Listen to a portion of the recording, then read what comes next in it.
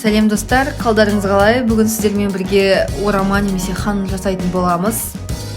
Керек заттар: картоп, пияз және 500 грамм фарш. Ең алдымен біз ораманың начинкасын дайындайтын боламыз. Бірінші осылай пиязды турап аласыздар, кубик қылып турап аласыздар, майдалап.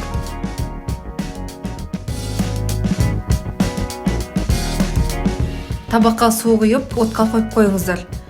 Пияздың үстіне 1 шай қасық тұз салыңыз және жақ салып араластырыңыз. Енді картопты да кубик қылып тураймыз.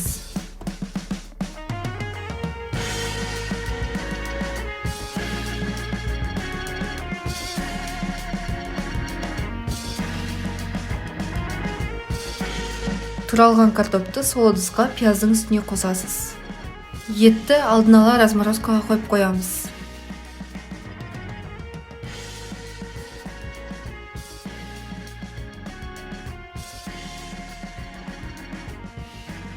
Жұмсарған етті бөліп, сол ыдысқа саламыз.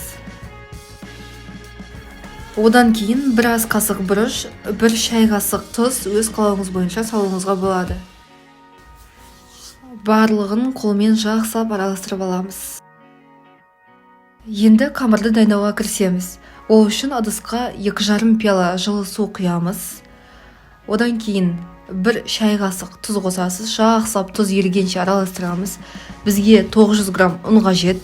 Ұнды суға бөліп қосып, жақсылап араластырамыз. Сізде бір текті масса шығу қажет. Одан кейін жаңа қамырыңыз сіздің қолыңызға жабыспайтындай болу керек.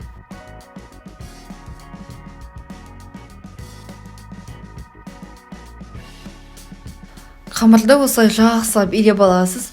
10-15 минутқа тұндырып қоясыз. Мен қамырды осылай жайып алдым. Ал егер сіз қамырды қалай жаюды білмесеңіз, менің каналымдағы видеодан көруге болады. Жайылған қамырдың үстіне май жағып шығамыз. Щеткамен жақсаңыз болады, бірақ маған олай ыңғайсыз, сондықтан да мен қолмен жағатын боламын.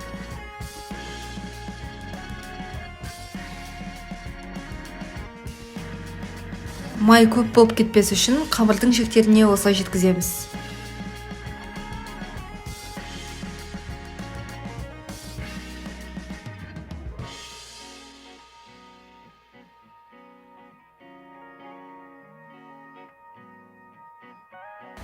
Майды жағып болған соң, начинканы қамырдың бетіне сеуіп шығамыз.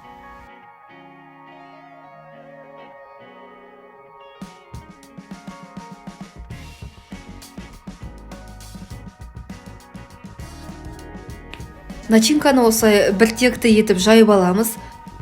Одан кейін қамырды қыспай ораймыз.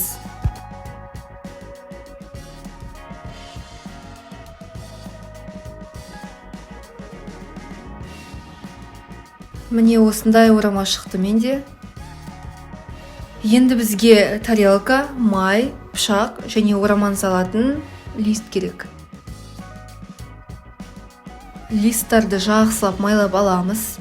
Менде лист кішкентай, сондықтан ораманы 2-ге бөліп салатын боламын.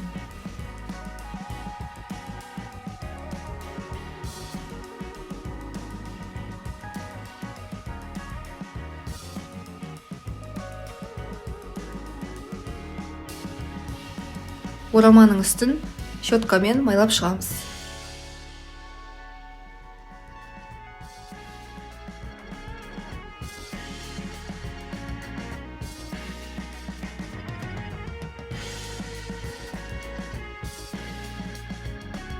Суымыз қайнады. Енді отты көбейтіп, листтарды 45 минутқа қоятын боламыз. Мінекей орамамыз дайын болды. Енді бөліп тарелкаға саламыз.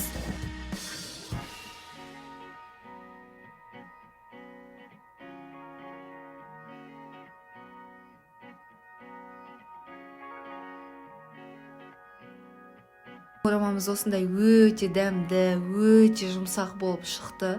Егер видеоны соңына дейін қарасаңыздар, каналға тіркеліп, лайк және коммент қалдыруды ұмытпаңыздар. Астарыңыз дәмді болсын.